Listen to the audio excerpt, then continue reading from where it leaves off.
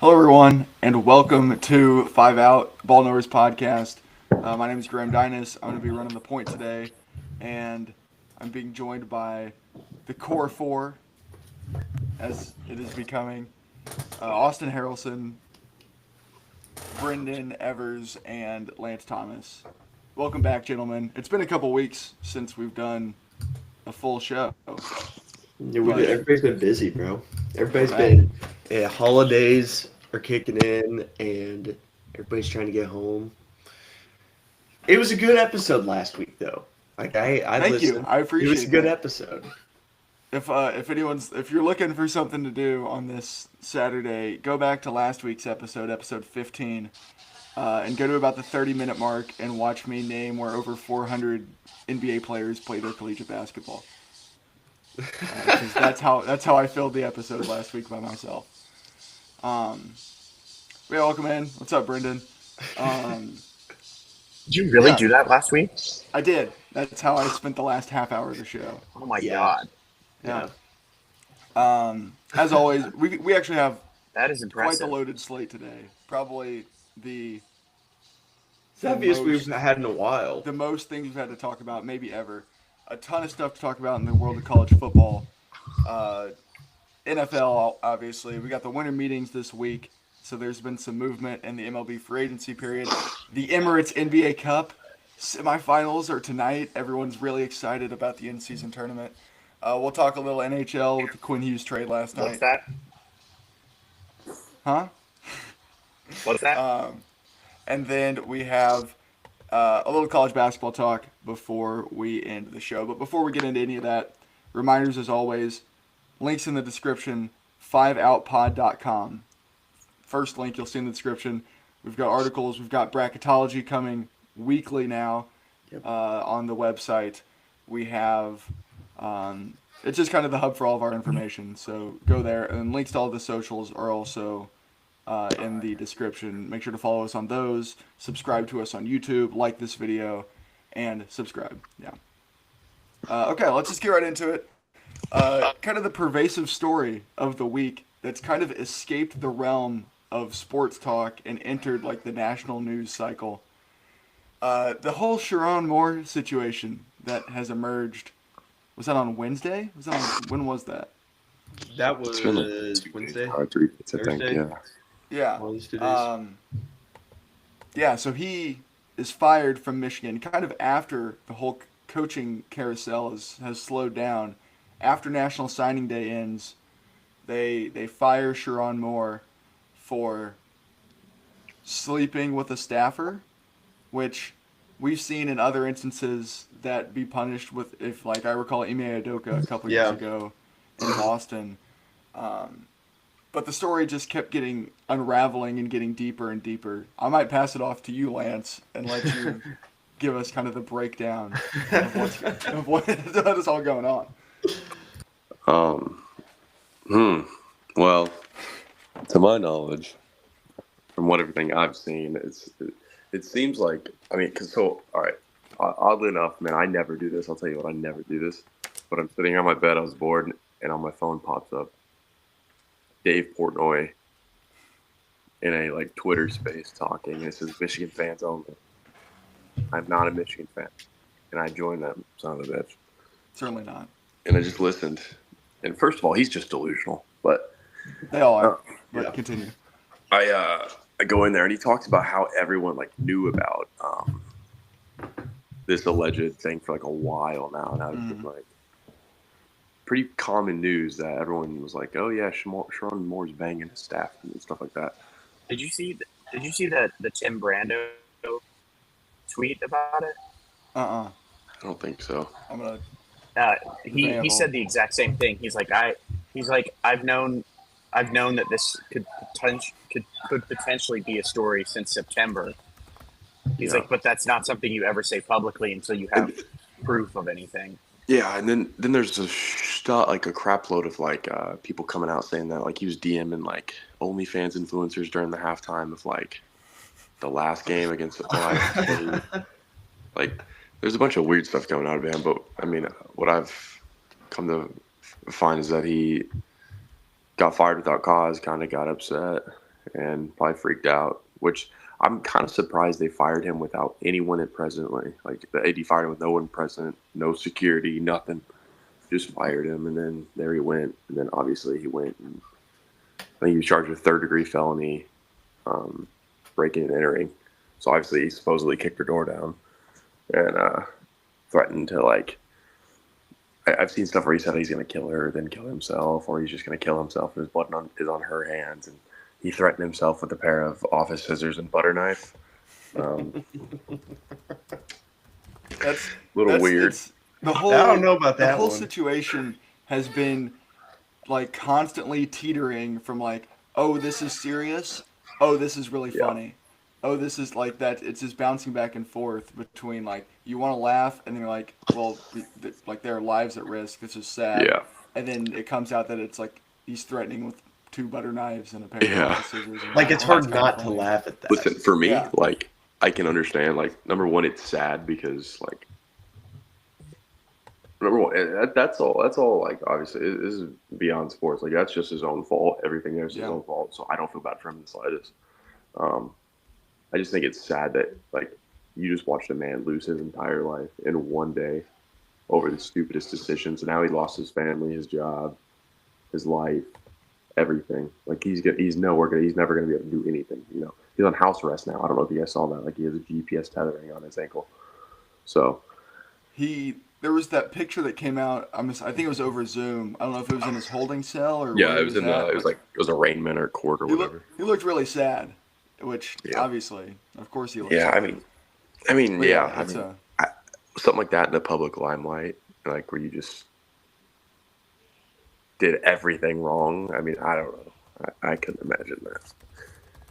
But I mean, my question is like, I think I talked to Graham about this. Like, does this guy like just start going off about Michigan and how dirty they are? Like, does he just? He could just let everything fly. And I think it's funny. Where I saw people were like, "There's a reason he didn't want to give his phone to the NCAA for like the investigation for he college threw his stallions. phone It's not into because a of college pond last stallions. year.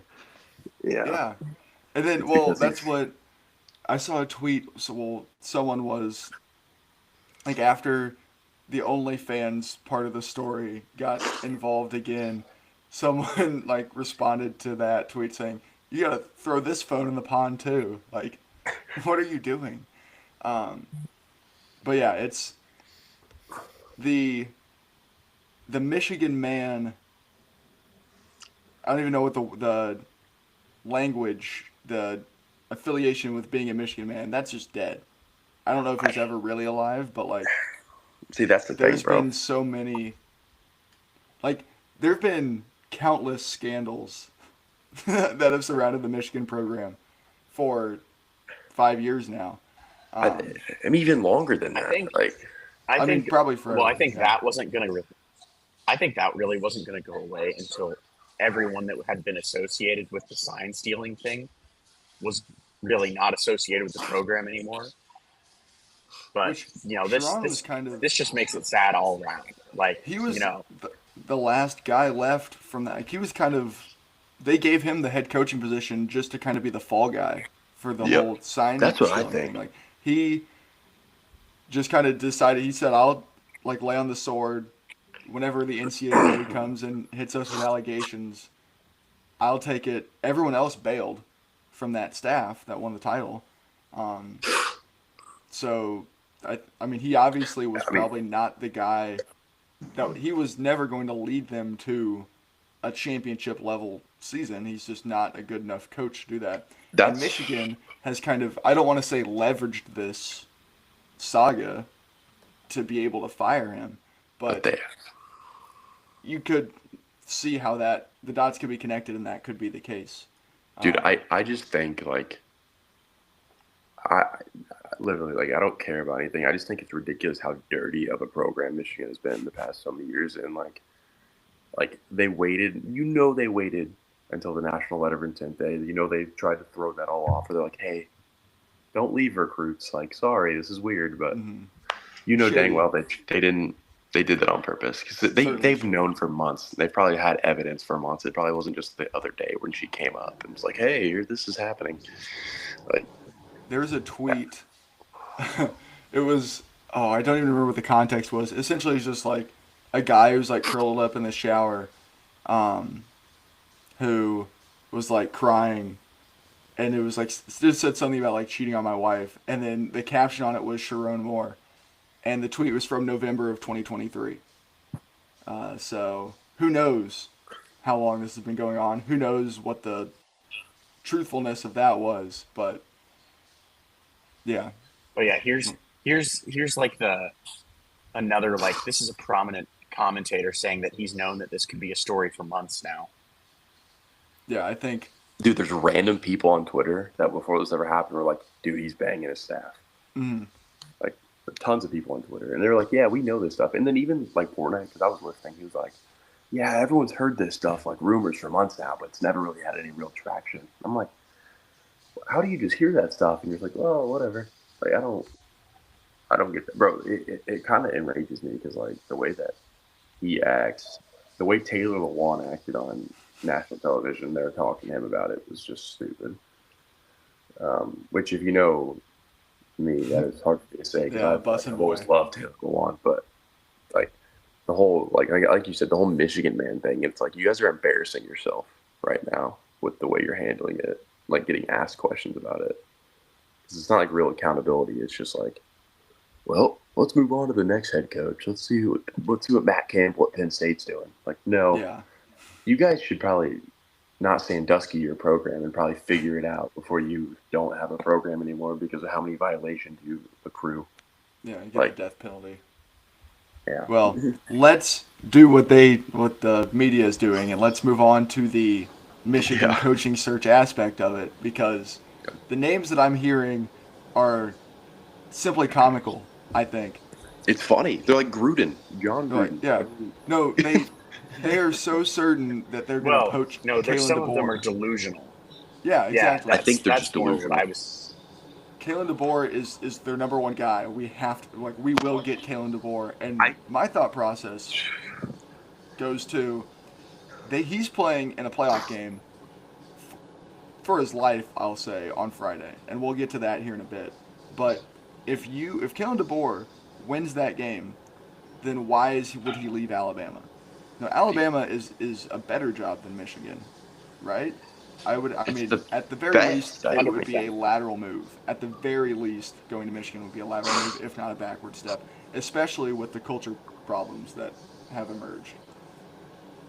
If he loses the game, if he loses this game, he's a guy that couldn't win a playoff game at Bama in 2 years, right? Why do you want that guy to coach your team? So it's kind of like a double-edged sword with Kalen DeBoer that I don't see what the appeal is of him leaving his current job to go to your school. Like, I don't understand.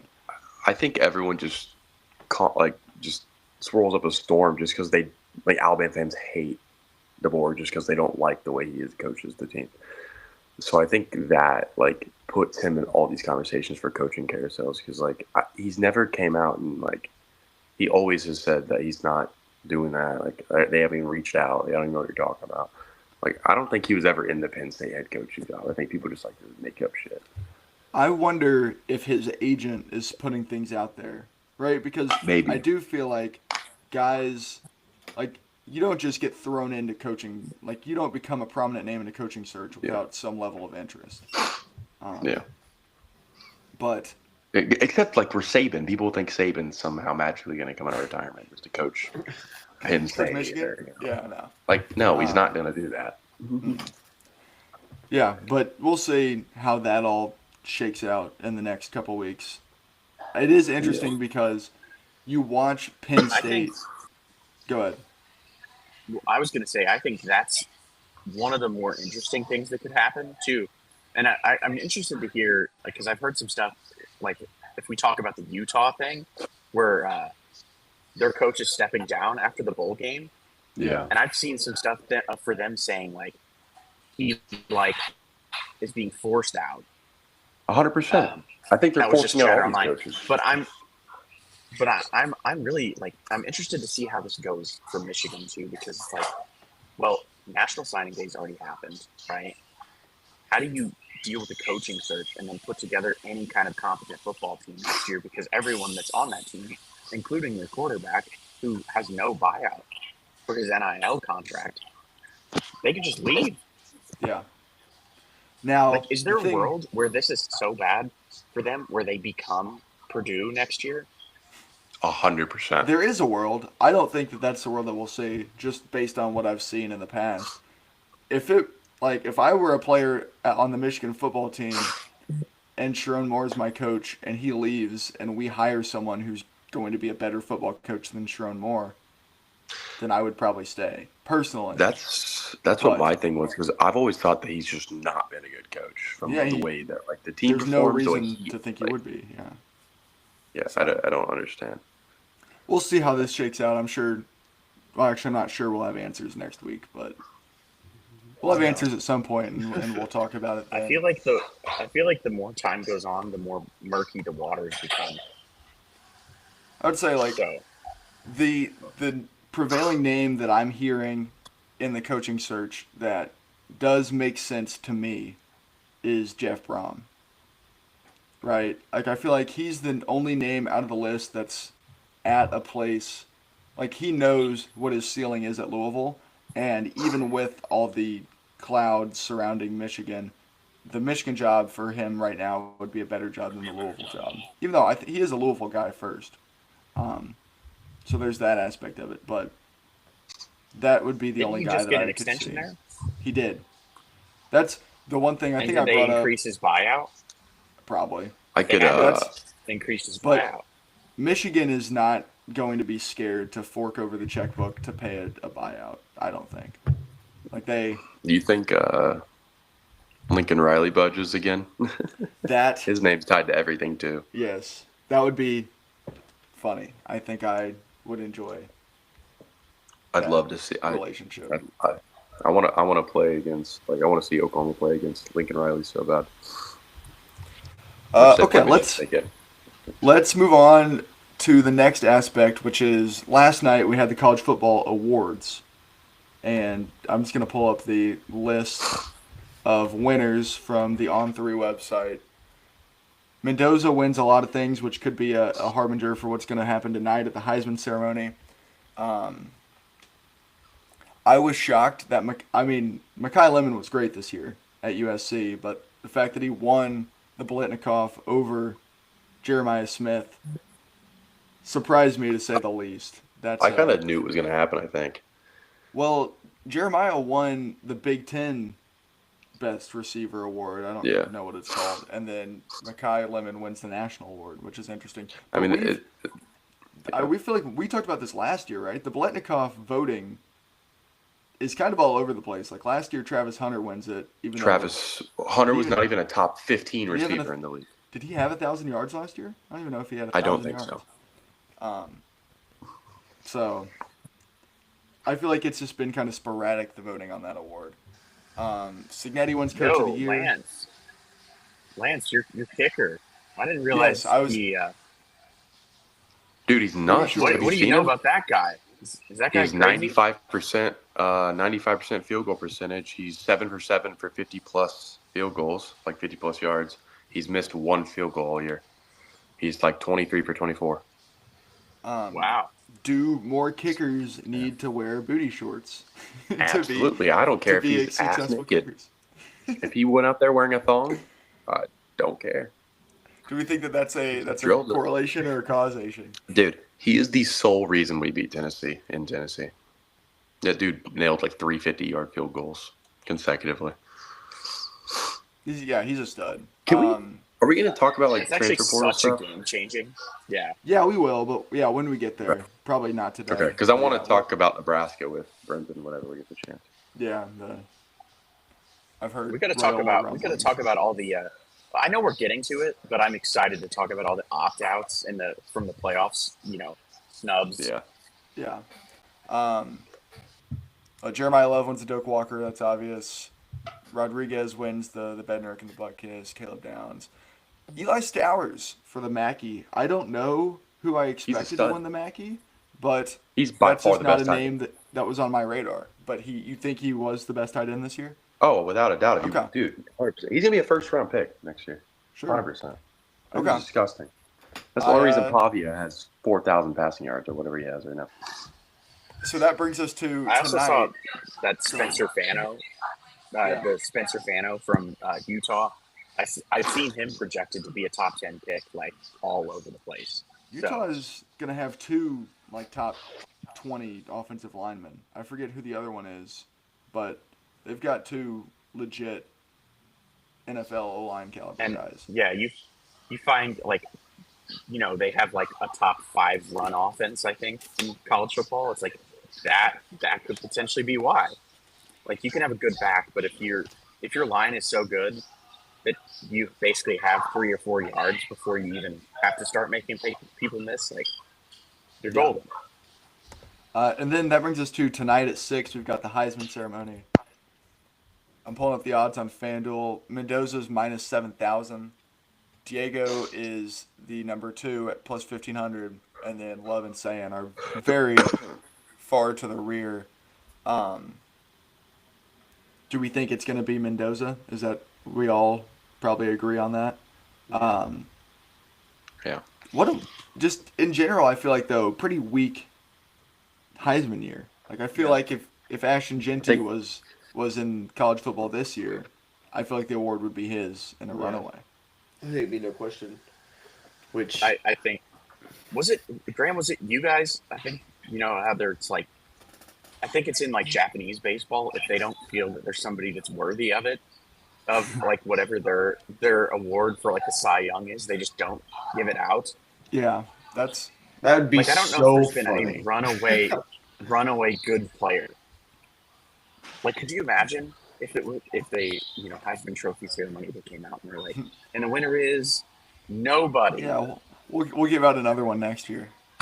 2 Heismans next year. I'm still kind of shocked. All that aside, go ahead. I think Fernando Mendoza is the most deserving of those players. I agree. Yeah, and just by doing what he's done at Indiana, like you should get all the respect. And it's cool that they I just think Indiana, like Cignetti's certainly going to be coach of the year.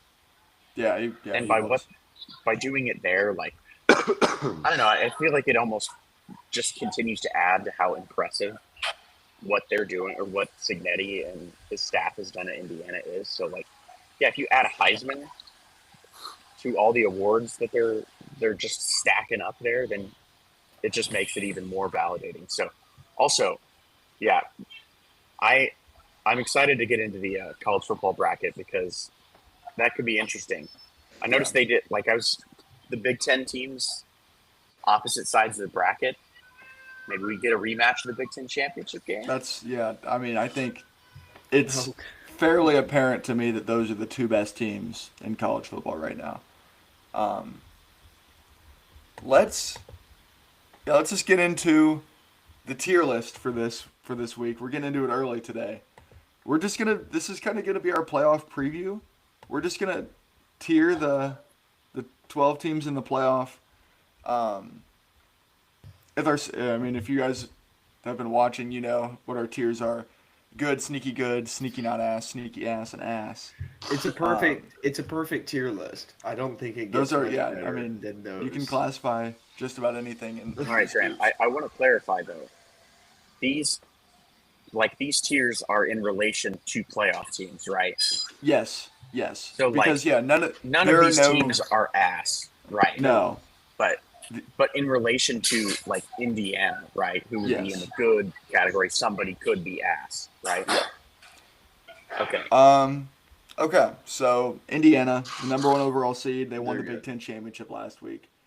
It appears to me that Indiana football is good. Like they're title contender. They're a good. You will get no arguments from me. Good. I think you could say the same about their opponent, Ohio State.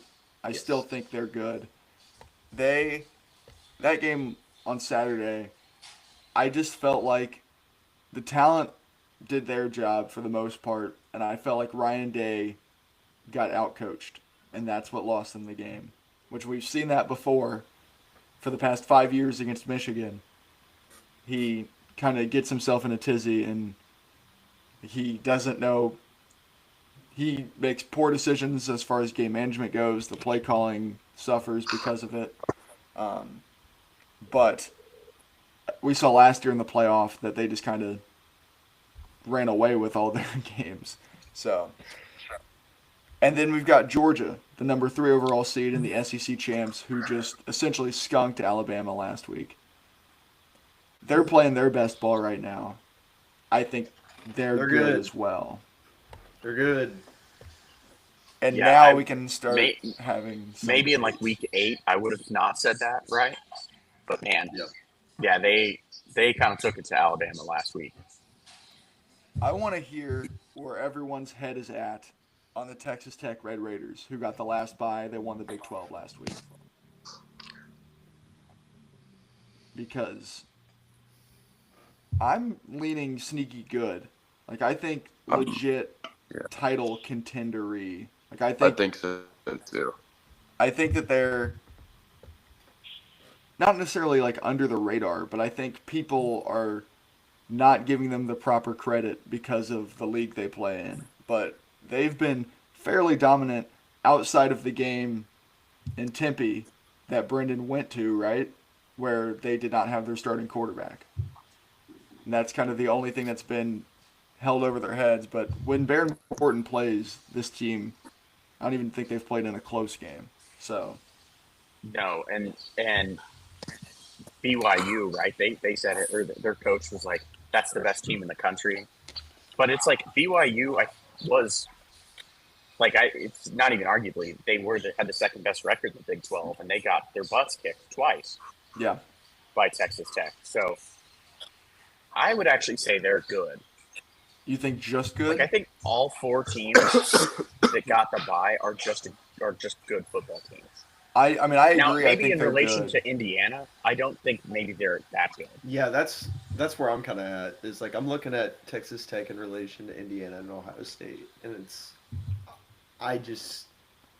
I won't put them with those teams. I'm comfortable putting them there. I think that they can be in that group, but I don't think that the general public would agree with me, and that's kind of why I'm leaving them. And I think we'll leave them in sneaky good. The Oregon Ducks, who, what's their best win? They beat USC, right? That's probably their best win. Yeah. They I believe they lose also to- played like Washington. They right? beat Washington in the last week. They won in the whiteout, which you can talk about Penn State all you want. That's still a hard environment to go win in. And their loss was to Indiana by a touchdown, right? You know what? Like what gets used in college basketball all the time? It's like the quality road wins or quad one. Yeah. Like Oregon's probably thinking, "Oh my God, we just beat Penn State in the whiteout. Like that's a signature win for a season." And then you're like, "Oh, Penn State played the rest of the season, and Well, yeah, that we no don't- longer looks like a great win."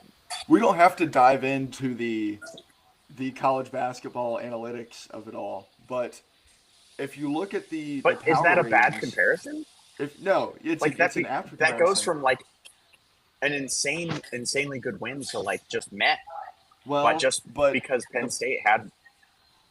the point I'm going to make is that the predictive metrics in college football still view Penn State as a top 20 team, even though they went 6-6. Like all the FPI and the Sagarin ratings and all those, they still view Penn State as a top 20 team in college football. So that would still be a quad one win, especially on the road at a team like that.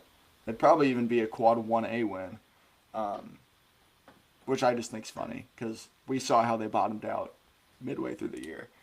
But yeah, where are we feeling with Oregon? Because we haven't seen, the only time they've played a good team thus far, according to us, a playoff good team, they lose to Indiana by a score at home. So I would say, in I think relation to everyone on this list, sneaky not ass Yeah. because they haven't had to prove anything yet. they haven't had to prove anything yet. That's true. Are we cool with that? Yeah. I like that. All right, now we can talk about Ole Miss playing without their head coach, which we have not talked about on the pod as a group. I talked about it briefly last week. But that whole situation, kind of in the same vein as Sharon Moore, kind of evolved past Yeah. the college football landscape and was a national news story. And they were holding Marty Smith hostage in the practice facility. But all the talent's still there. Yeah, it They've just depends they've on maintained most like- of the coaching staff. it's like do you think that Ole Miss is a good football team solely because of their talent, or is it a Lane Kiffin thing? Like, is Lane Kiffin that good of a coach where he leaves and this team plummets? Right? Like, I think if that, like, you look at Indiana, if Kurt Signetti left, this team, not good. I mean, they still have talent, but they'd Right, be like but- they'd be top 25 good. They wouldn't be. But best team in the nation good. yeah, is Lane Kiffin that big of a difference to Ole Miss? I don't know how he's. I don't gonna know. be besides this year, but Like, Yeah, they've been a good team the past, however many years, but I think by this point in the season, like, if your coach leaves, you've already set the standard for the year. Like, I think there's only so much that could go wrong. It's not like they're calling a whole bunch of new plays or anything. yeah, Like, they have everything's installed. Like, so it's like, I think they just need it'll be a different voice in the headset, but I don't think anything changes too much. Of course, I didn't play football, so this could be totally crazy. Um, I don't know, dude. I don't know. I mean, half the team's gonna be leaving, so I don't really think a lot of them really give a shit. But yeah, like There's I that think the aspect of it. vibes are completely thrown out the window at that point. yeah, like Keywan Lacey, who's the top rusher in the nation, he's already going to LSU. It's Yeah. already a done deal, I'm sure. So he probably I don't really think- care. I think I that think- there's enough of But a I still think these players are contingent. going to want to win a championship. Yeah, Yeah, Like, I think there's enough of a Man, contingent of guys like the Ole Miss guys that are going to stick around are probably. I think that they're going to be even more motivated than they would have been prior to the whole situation. Yeah, And then you've got the other group that are the lane guys that are probably, if when they lose, they're going to be like, okay, well, next up. yeah. So, like That's kind of my takeaway on it. they But still want to win, but they're not too awfully mad with losing as much as other players on the team would be, because they already know where they're going next year. They know what's, like, oh well. So what I do don't we know. think? What do we think? Do we just I think put that probably sneaky ass and no, surely not. Right? I mean, they're not sneaky good. You guys I tell don't me. know. they're I feel like you have to go sneaky, not ass. Yeah. I don't know. The talent's there. The they're talent not is ass absolutely until there. further notice. Yeah. Yeah, it depends how they go out against Tulane or whatever. Oh my god. Texas A They and do have M. Tulane. I didn't even put that into perspective. Texas A and M. They're sneaky I- good. I don't think they're good. I don't even think they're sneaky I think good. they're sneaky ass. I think they're sneaky ass. I they're think without a sneaky doubt they're ass. sneaky ass. They I agree with you. I don't. I think they lucked out with their schedule this year, and they lucked out with 110%. some of the wins they had. Yep.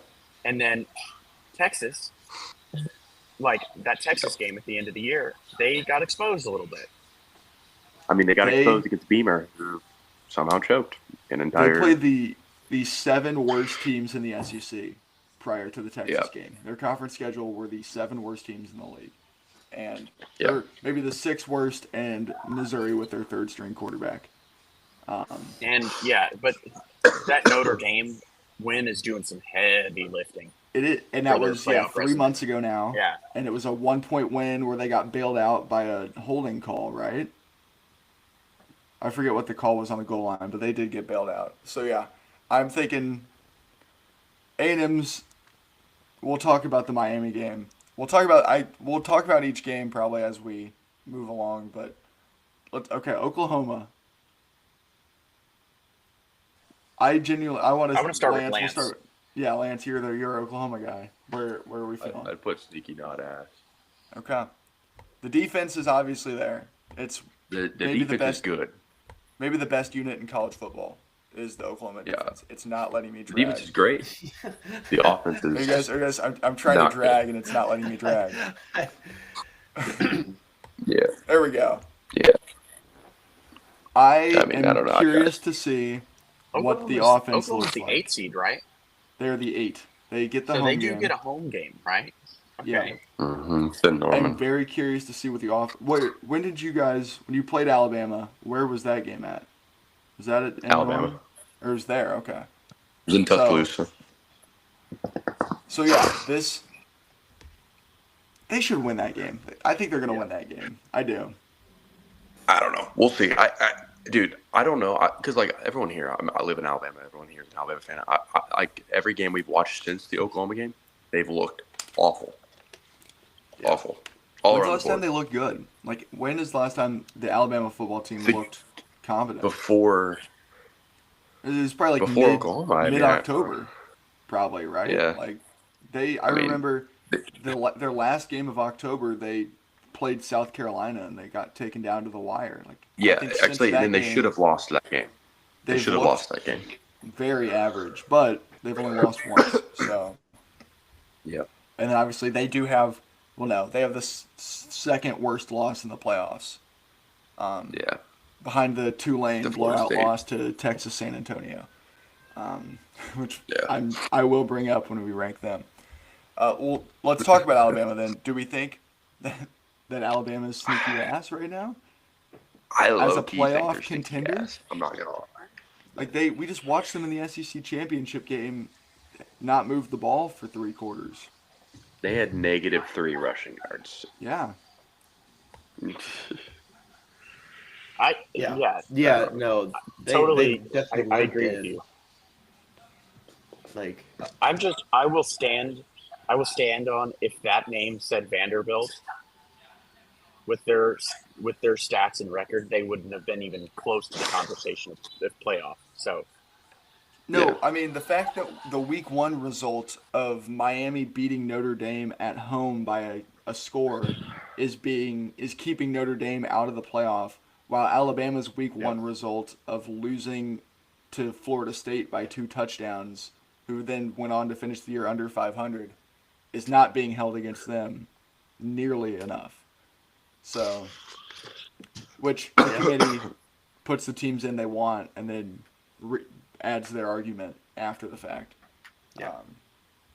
All right, Austin, where are we putting Miami? Where's Miami at? See, that's like, it's just super inconsistent. Like, I'd probably say talent-wise, they're arguably a top 5 most talented team in the country. Like, they've got talent across the board. And this team is so good. They're just coached by an absolute moron. Like, I think, like, it wouldn't even be a conversation if they were coached by literally anyone else in the country. That they're probably they're not losing to Louisville and they're not losing to SMU if they're have a competent head coach. Like, yeah, their Notre Dame win was good, okay, but they were also up 2 scores in that game and had all the momentum and almost lost the game. Notre Dame had a chance to go down and win the game. Like, man, I forgot how much Austin loves Mario Cristobal. no, I actually, let's not get it What's twisted. funny is I This is- think that I think might every hate week Cristobal Austin more has than found some way to say that Mario Cristobal is a bad head coach. I mean, how long have you been hammering the Cristobal as a fraud train, Austin? This team is so good. They are Because so good. I've been on that They train have for a long time. so much talent on this team. The defense is like, I mean, dude, the talent on the defensive side of the football is absolutely unreal. Offensively, you can say what you want about Carson Beck, right? But he has so much talent around him. And oh my gosh. Yeah, I hope they lose by 80. Okay? I hope Miami loses by 80. So I and think- Cristobal is going to be walking into 2026. That with will his head never held happen high. because what Cristobal will do is he'll blow an 11-point lead with 9 minutes left because No, of 4 a minutes left. clock It's going to be mismanagement. fucking insane. That's how it's Cristobal gonna loses. He blow doesn't get my blown out. mind. Yeah, I think the A&M Miami game we can just call the Fraud Bowl, and someone's gonna get It's exposed so as a fraud. funny. I think. Like, Okay. That is just frustrating. It's so frustrating. The Tulane Green Wave. Ass. Yeah, No. this is a team. They have already played Ole Miss once this year in Oxford. They get beat by 35 points. They lose by 5 touchdowns. And then their other loss is to UTSA, who I believe is like a 500 team in the American. Like this team is not. Now I'm not gonna say that they're gonna lose by 5 touchdowns again, because I think that the playoff can sometimes do odd things. Well, and they're going to have it's like one of those where it'll look better because they'll have had 2.5 or so weeks to prep. Yeah. And For I'm this still going to game, so- advocate for Tulane to be in the playoff. Yeah. I'm not going to sit here and say we need to exclude the group of 5 teams to let in Notre Dame. Because, real talk, the playoff should just be the top 4 teams, and everyone after them shouldn't have gotten it anyway. Yeah. Yeah. But, so I'm not going to feel bad for Notre Dame. But it is kind of odd that the ACC champ is not in here. I do still think that's funny. I think we got JMU. Dude. And you guys, I think we're probably going to put JMU in ass, but I would like to pitch the idea of them being sneaky non-ass to you. Because their Explain. only loss was to a Louisville team on the road that did beat a playoff team that is probably, like, Louisville's probably a top 25 team in the country. And they were Yeah. competitive for 50 minutes of They that got football game. hammered with injuries. Like Miller Moss going down really it set them back big time. They But- beat everyone else on their schedule, a lot of them in dominant fashion. Like, I think turned on the game when they were playing Old Dominion. And about midway through the year, everyone was kind of hyping up Old Dominion as this, like, group of 5, not power, but, like, upstart, really good team. And JMU just gave them the belt. Like, that game was not close. Like, JMU has been fairly dominant all season.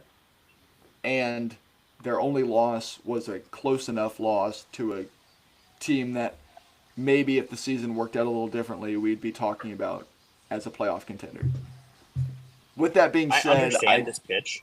I still think Oregon is probably going to beat them by 3 scores.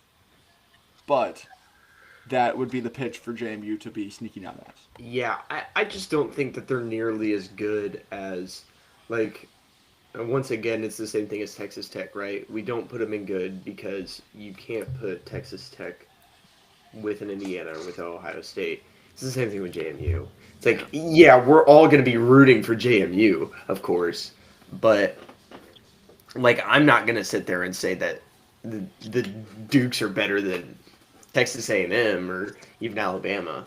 As much as I would love to see the Dukes win, because holy shit, that would be awesome. That would be awesome. But So that's our tier list of the playoff teams. Not a lot of groundbreaking new information presented. We just kind of No. ranked them as they're ranked by the committee, but it was a good way to preview these teams. Let's get into, I guess maybe let's talk Notre Dame briefly, because they get snubbed. They take their ball and they go home. They say, we're not going to play in the Pop-Tart Bowl.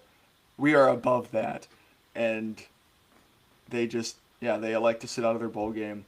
I don't agree with them being left out. I know we Which, by talked the way, about that would have been a great bowl game, the Pop-Tart Bowl. BYU Notre- and Notre and Dame Notre BYU Dame. would have been That would have been a awesome. great game. the Catholics versus the Mormons, man. It was picture perfect. We had it.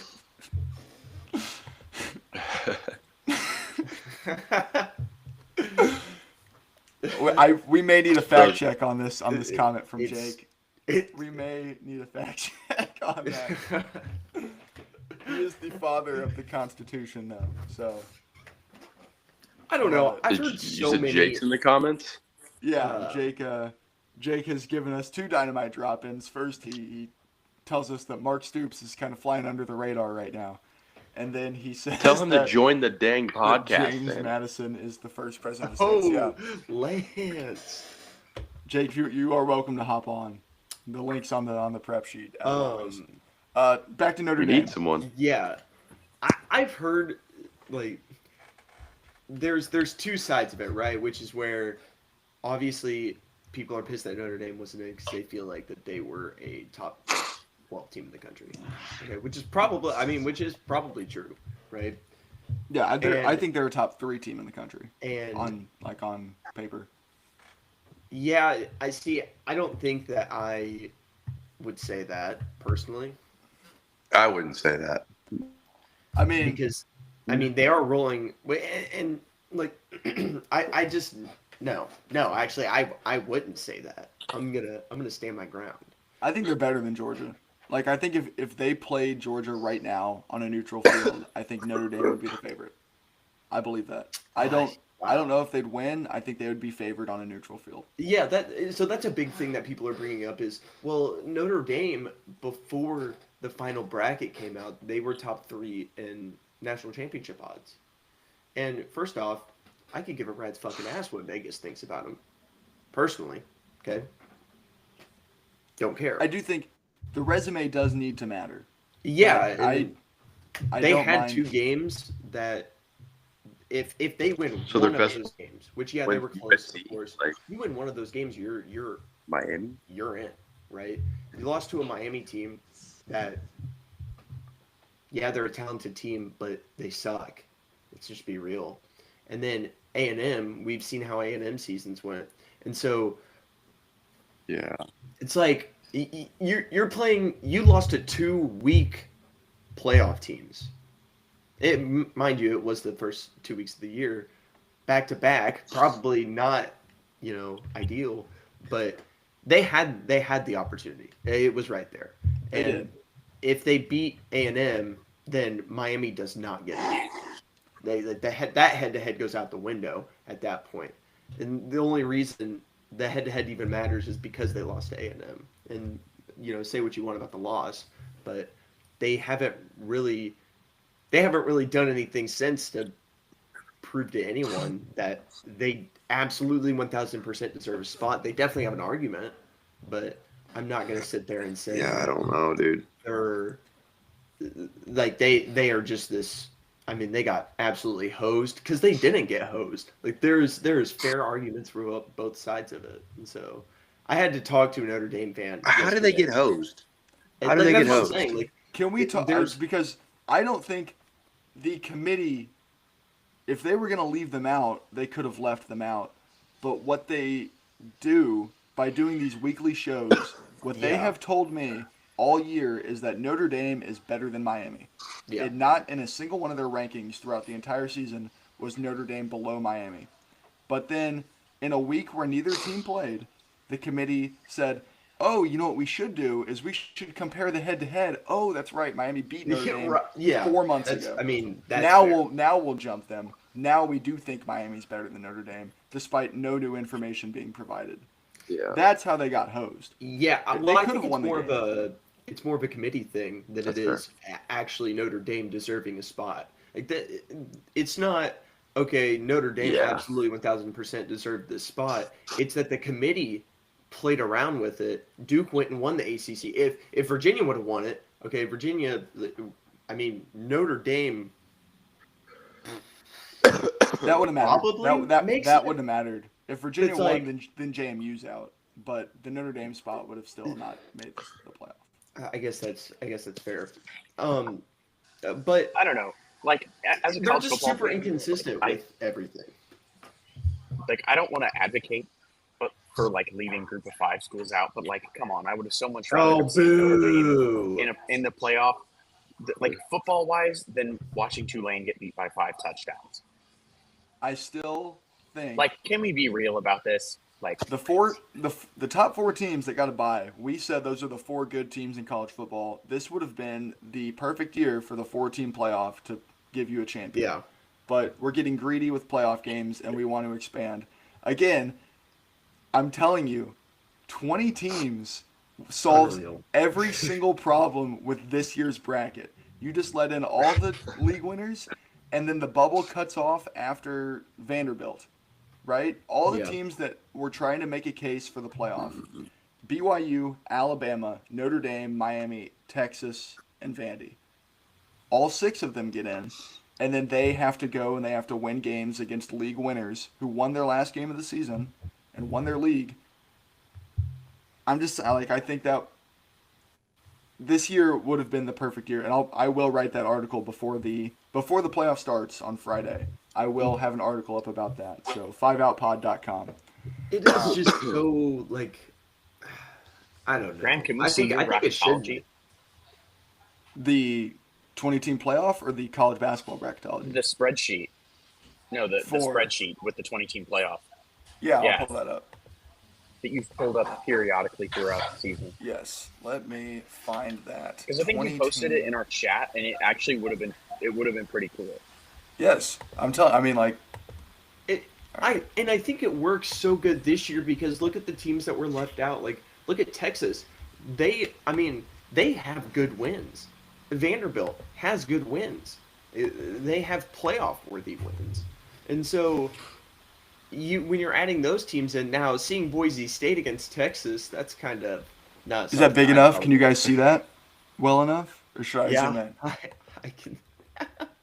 I like reviewing this after So, seeing it the first time. Obviously, yeah. I mean, the first round games. My argument here is the league winners deserve to be seen on a national stage, Yeah. and you have to make these bubble teams like a Vandy, like a Texas, earn it with a wild card game. And then another issue I have with the 12-team playoff is teams 5 through 8 get to host a home playoff game, and teams 1 through 4 don't have that opportunity. In this scenario, the top 8 all get to host a game. And the way that I do the bracket is I go through and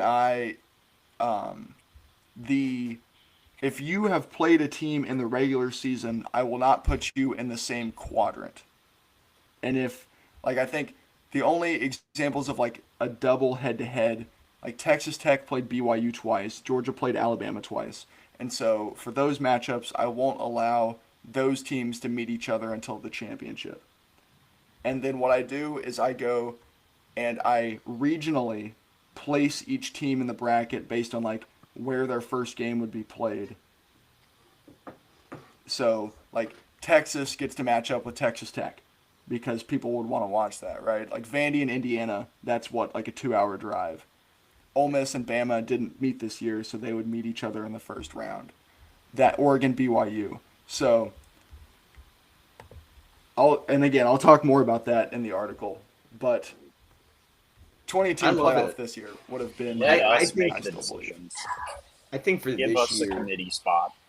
I don't know if that works for every year of college football. You'd obviously have to look back and kind of play around with it and see what it would look like from a year-to-year basis. Which I've done. I have. But that's those. where they're going. I mean, That's- it's where college football is going to end up. I get frustrated when I hear the pitches for expanded playoffs that other people have. Like, let's do 24, and the Big 12 gets 2 auto bids, and the ACC gets 2 auto bids, and the Big 10 gets 4, and the SEC gets 6 or whatever. That is really frustrating. Like, we're overcomplicating it. Yeah. Like, if you win your league, you should have a chance to compete for a title. That's how it is in every single sport in NCAA athletics except for football. And then why are we giving leagues a certain number of bids whenever you can just rank them and have the best at-larges get Yeah, in? just have yeah. That makes so much more sense. And then like people have talked about, yeah, let's go to 32, and it's just like again, I still, in my heart of hearts, if I could pick any college football playoff, I would say let's have it be 4. Yeah. Like, I would still prefer that, but that's seemingly out the window. Okay, let's wrap up this college football talk with not a full preview, but a mini preview of the Alabama-Oklahoma game, because that game will have happened by the next time we do a show.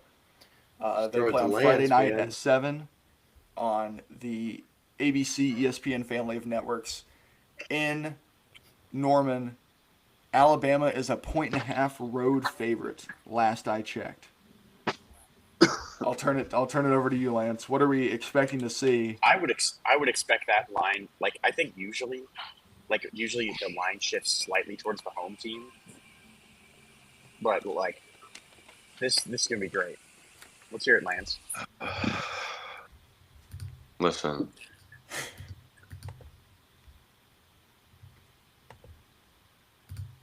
Then Oh, there you go. Continue. there shouldn't be a reason we don't throttle them. Like genuinely, I think it because the team's broken right now. Obviously, there's an issue. Ty Simpson's definitely hurt or something. There is something wrong with that dude. Literally last game we played them, they looked lost. Like I mean, obviously the scoreboard doesn't show that because our offense was putrid, but like they were put in a box like they were with Georgia. So, in my opinion, like I feel like anyone's opinion, like if they don't come out and they don't play like they did like week 3, week 4, week 5, like Alabama, then like I don't see a reason how they escape with a win. But again, you never know. But then again, it's all hypothetical. I mean, you could say like we go out there and kick their ass, but John Mateers has just seemingly proven that he is just awful. So I don't know. Yeah, the first month, ever since the hand injury. If this team, dude, if this team had literally any offense from the last 10 years except last year, they're a national championship team without any question. If they had the offense from Dylan Gabriel's year, they had the offense from Jalen Hurts' year, Kyler Murray, Baker, like any of those what about guys. the Spencer Rattler year? Would that team win it? Even with Spencer Rattler. Okay. Yeah, even with Spencer Rattler, 100%. There's never been a defense. Yeah, that's very true. But my takeaway, not even takeaway because it hasn't happened yet. My prediction: I don't know who's going to win. I personally don't have a ton of faith in either group to be. Yeah. Like I don't. I think both these teams are not that great right now, and Yeah. I think what I am expecting is just an ugly game of football, because the offense. I feel like both offenses are kind of on life support. Dude, they're just Both awful. defenses are super talented. One unit has been significantly better throughout the year. I'm just expecting it to be like, when you look at the first round matchups, this is the one that everyone probably gravitates to first. This is the game that the casual observer is going to say, this is going to be the best game of the first round. And I think it's just going to be a brutal watch. Like, I think it's going to be horrific football. I think so too. Ugly, dirty football that if you're a real sicko, I think you'll enjoy it. I'm sure we'll all be fine with it. But Especially if you are see any of that same like ugliness that Alabama showed in the Iron Bowl at the end of the or year. the SEC championship. Yeah, like any of the Right, game they've yeah. played the last month. If you are looking for the eye-popping game, the answer is A&M and Miami. Even though I think both teams are frauds as well, at least like they're going to be frauds that are going to be an enjoyable watch. Just wait. You know, There will be offensive play. Kristen Ball is going to come out and he's going to say, you know what, this is why Miami hired me. And Carson Beck's going to say, you know what, this is why Miami gave me fucking $7 million to come play here. Yeah, we'll see. I think there's a world in which Cristobal accidentally runs out the clock when he needs a field goal at the end of the game and he's out of timeout. But you know what, though? Shout out Malachi Toney, bro. Malachi Tony's awesome. He feeds me guys every stuck. Saturday, man. He might be the most exciting player in the playoffs. I think. He's awesome. Love it. Okay. Love it. Okay, so in the show where we need to cover 6 sports, we did spend a full hour on the first one. So we're going to try and hop around here, but we're moving to the NFL now. And the story that's Go Bears. yeah, well we'll talk about we won't talk about that's the Bears. not what we're talking about. The story that has captured the hearts of the world right now in the NFL is that Phillip Rivers will be starting an NFL football game on Sunday for the first time in 5 years. Wait, as he's a- starting? I believe it is Yes. I don't think it's Is he official starting? yet, but Okay. it's believed by insiders that he will be the starting quarterback. Vegas on Sunday. also thinks he's going to start. You can bet on his passing yards. So like 150, somewhere around there. Is this the most intriguing game in the history of the National Football League with a 2-touchdown spread? Because, I'm on the edge of my seat to see what the result is, but Seattle is favored by 2 touchdowns. Seattle is going to win this game. The get that Seattle out of the way. defense is so, Incredible. opportune. They will, be They're in a good. dogfight with a team for a half, and then we're going to pick you off 3 times in the span of, 6 minutes. We watched Seattle go against a Minnesota Vikings team with an undrafted rookie free agent.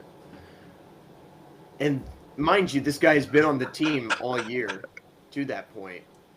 And he threw 4 interceptions, and Seattle absolutely killed Minnesota. Horrible. Yeah, Seattle, Max Prosper. Phillip Rivers, do we think that 44-year-old Phillip Rivers, that was a Pro Bowler in his day 12 years ago, is a better option at quarterback right now than Max Brosmer? Yeah. Yeah? So that's the kind of, Yes. the talking, 100%. the conversation around Phil Rivers is hey, this guy, maybe he doesn't have the physical tools that he once had. I'm saying maybe because we haven't seen him play. Yeah, It's he very could come out. It's very likely that he does not have the physical tools that he once had, but he's kind of seen, he played for 20 years. He knows, he's seen defenses. He's prepared, but I just feel like in the last 5 years, the league has changed so much that, is he really prepared to face an NFL defense? No, We're about not to find Seattle's out. defense too. I'm You're not so playing- excited. I'll tell you what. You're not playing the Titans this week. Lance, you're cutting in and out. You're Can you not hear me? Yeah, I can hear you now. Yeah, but now I can't.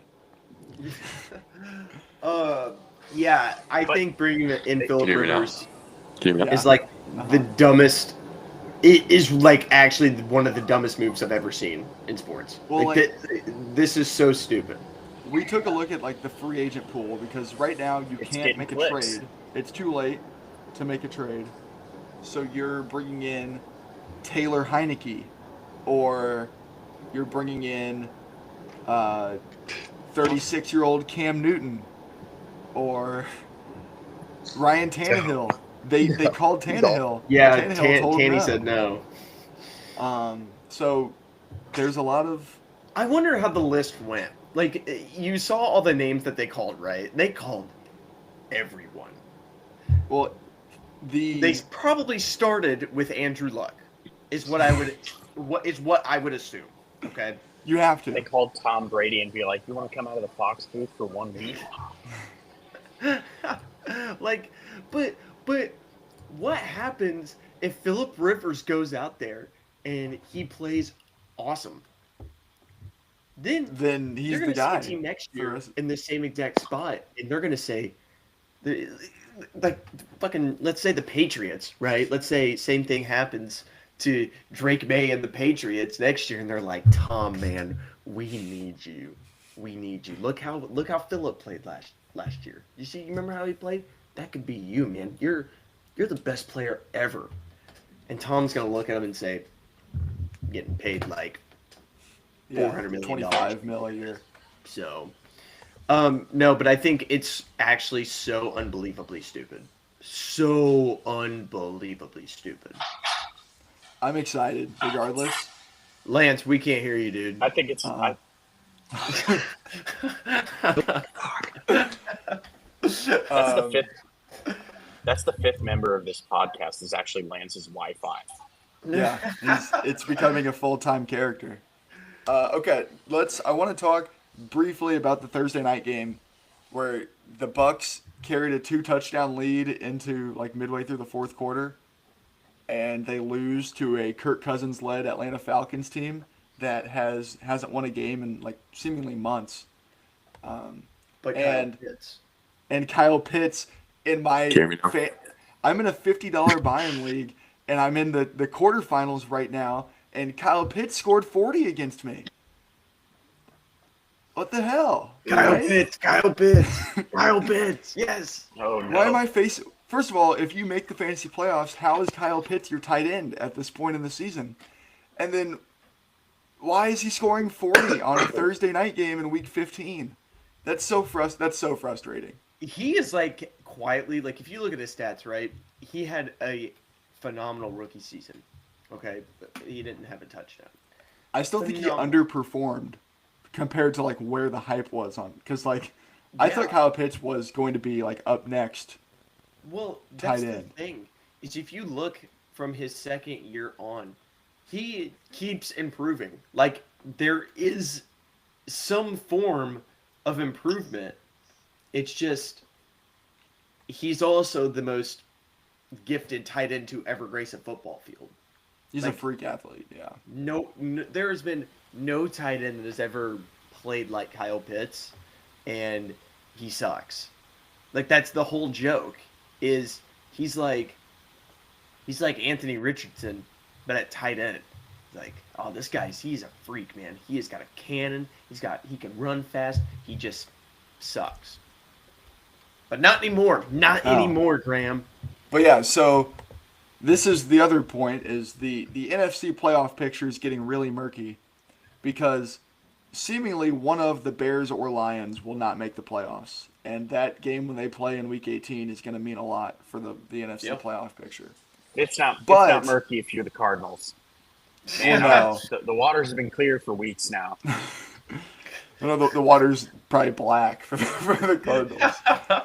But on the other hand, you've got the Bucks who are just seemingly trying to give away the NFC South, and the Carolina Panthers have entered the driver's seat to make the playoffs at 9-8, where the Bears could go 11-6 and seemingly miss the playoffs.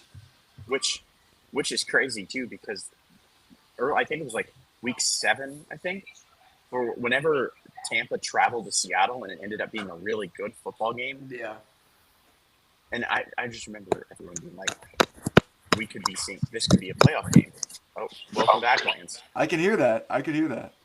Actually, can you hear me? Yeah, I think you're good. We'll see how long. But I remember, but Yeah. as a Cardinals Try to enjoyer, beat my phone. whenever it's like week 13 when the Cardinals went to Tampa, I was like, I wasn't impressed with that Tampa team. They No, barely beat us. So they've fallen off hard. They've Can been I put my input uninspiring since, like, On the Colts 05. real fast that I've tried to put in. Yeah, we go back. Yeah, give me your Phil Rivers. Listen. Number one, I do think it's crazy. Like, I think it's funny. I think it's a slap to face to anyone under the age of 30 that is in the NFL. Like, they're like, hey, you just weren't good enough to. Or like, even Riley Leonard, like, even if he has a tweaked knee, they're like, hey, you're our rookie, but we don't trust you. But I think if he didn't have one of the best offensive lines in the league and he didn't have the MVP, like the best running back in the league, it'd be a little bit different.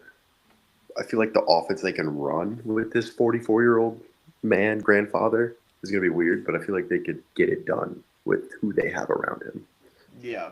if that makes sense. And we Like- have seen the wheels start to it's going to be the wobble. most simple offense you've ever seen. Yeah, no, Exactly. it's gonna be like, it's gonna look like a fucking high school offense. They're gonna run a Remember lot of when- wildcat, and Tyler Warren's gonna be in at quarterback. Like, it's gonna be the funniest shit I've ever seen, and I'm. Do you remember so- 3 years ago whenever the Rams picked up Baker Mayfield on a Tuesday for a Thursday night game? Like it's gonna Ran be a that 2-minute drive to win caliber the game. of offense. Yeah, that game was awesome, Dude, That game was can we- awesome. I don't know if it's on the slate, but I know Brendan's a Cardinals fan. I know we were talking about fantasy and production. I have Michael Wilson. I bench him Start 2 games in a row. As soon as you hear that Marvin Harrison's out, Michael Wilson, hammered. Starting lineup. I bench him. He gets I bench every him 2 weeks in a row. target. 2 weeks in a row. So first week he gets 118 yards. I'm like, holy shit, this is a fluke. Whatever. And then I'm like, I'm gonna put my faith in Justin Broke Jefferson. He's gonna literally do better every this career week. high. Yeah. Yeah, I'm gonna trust JJ. I'm gonna trust 9 this week. Worst decision ever. Michael Wilson then gets 142 yards and 2 touchdowns the next week. I'm like, holy shit, let me start him this week. 15 yards, 3 receptions. Okay. So I bench him again. 115 yards, 2 touchdowns. Jacoby The Brissett. I don't difference know was Good. those 2 weeks that he had no points was Marvin Harrison played.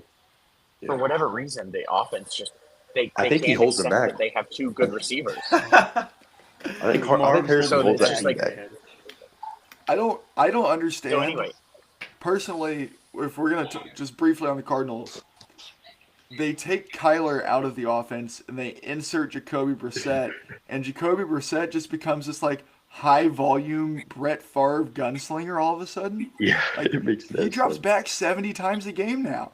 Yeah, Like what? dude. They don't run the ball ever. They How throw old? it every play. well, How old is Jacoby they Brissett? really. Oh my god, it's so loud in here all of a sudden. But they can't run the ball. They're on like running back 4 to start the year. Like Michael Carter was like Damn practice Knight squad. and Michael Carter going in.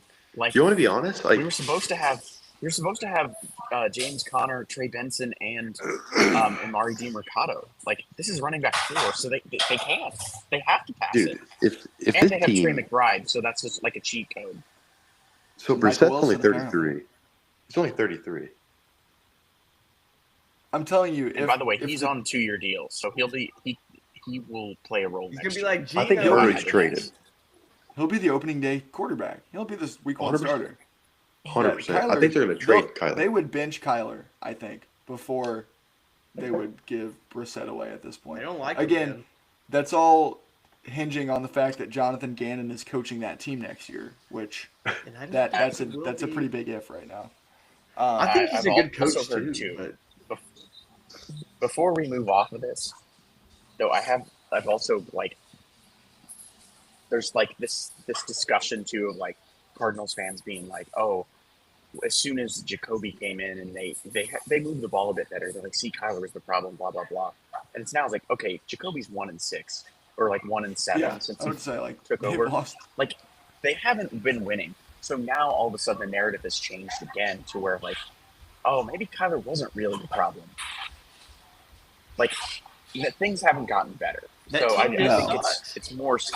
it's more systemic than just one guy.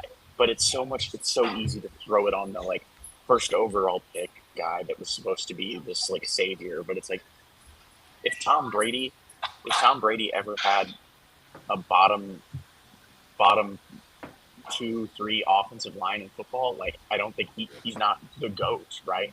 If he had that consistently, so it is what it is. But anyway, we can move on from the Cardinals because they're 3-10. So let's talk about a team that's four really good games in the NFL on Sunday. Number 1 at noon on CBS, we've got the Kansas City Chiefs, who, I mean, this is as do or die as it gets, hosting the LA Chargers at noon. Kansas City, I mean, legitimately, I think they have to win out. yeah, And they need it. They need help from the Chargers. And so this game would be a good starting point. But yeah, Give me the Chiefs. The Chiefs are 6-point favorites at 6-7. holy shit, they're 6-point They're favorites. 6-point favorites. So what do we like with that game? What are we looking for? Don't have to give a pick necessarily, but I mean, you're going to see a lot of. Mahomes is going to be doing some insane stuff. And he tried doing that last week, and he played the best defense in the past 5 years. So, and also Mahomes last week got absolutely like boned by his skill positions again. Particularly the interception that Travis Kelce should have had like a 15-yard gain on. Travis is so washed. Decided to like volleyball Let's set be it honest. to Yeah. He looks bad. I think let's be He looks honest, really they're bad. just a bad team. Like besides Mahomes. Like that team is awful right now. Their star talent is Well, like and they have good they have really high end talent at the top of the roster. Like if you just look at their roster, right? You have Mahomes, you Yeah. have Rasheed Rice, you have Trey Smith, but Trey Smith doesn't play because he's got like a heart issue. So you traded Joe Tooney. Shout out the fucking Bears, man. Come on. Shout out the Bears. But you trade away Joe Tooney. You re-sign Trey Smith. He has a heart issue. He's just not playing football. And you have Mahomes, and then you have fucking Kareem Hunt in the backfield, dude. Like They can't what run are the we ball. doing? As a You guy have who Rasheed is- Rice. as a Rasheed guy Rice who- is really good. who has Right, but- rostered Isaiah Pacheco in my fantasy league for 14 weeks. I don't know if he's scored double-digit points yet. Like he was my No. 6th-round pick, and I haven't played him once. He's He's- unplayable. He stinks. And then They can't run the ball. You want me to tell you what the issue is? You know what the issue is. Their play caller is Matt Nagy. oh, Ever since they brought on Matt Nagy 3 years ago, the offense they have moved to becoming a ball Get this control mic team that relies on their defense to win games, and amazing star plays from their star quarterback, who has not been as good the past 3 years as he was before that. and I wonder why. think how much Yeah, how much worse this could be too if this was the defenses of Chiefs past. if this was like the Because they've had some rough- 2019 Chiefs Yeah. defense with this Early offense, on like in Mahomes' career, that it team's was no 3 and defense and all that team's offense. 3-10 right now. Yeah.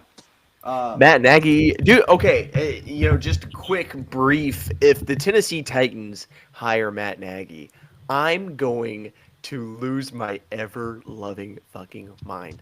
The NFL at that point, it's a joke.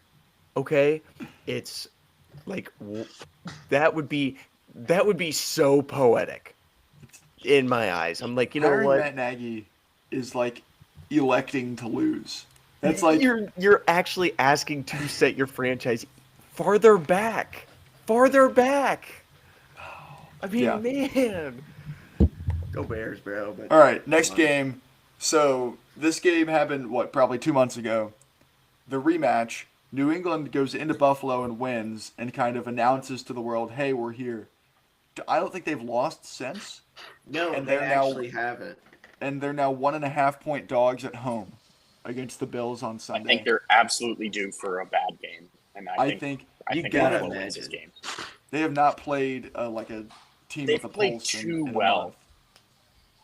They did too well. Drake May. Come on. Drake The Bills are due. Drake May.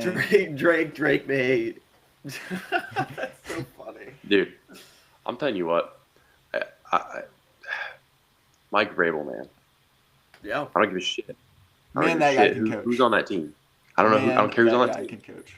I fucking hate Tennessee. I fucking hate Tennessee for firing him. I hate him, bro. I wish I could just jump ship and go follow him and just be a fan of his coaching. Because, dude, he is elite. Yep. You might as well do that now because they will be hiring Matt Nagy. It's going to happen. It's gonna happen.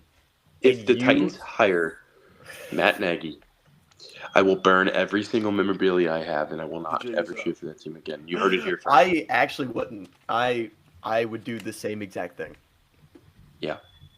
Yeah. Because Dude, I'm telling you, that's if they- totally I- reasonable. slap. If they hire someone awful again, I will not cheer for this team ever again because it is a depression state that I've been in. Depressive state. I've been very upset watching them play football.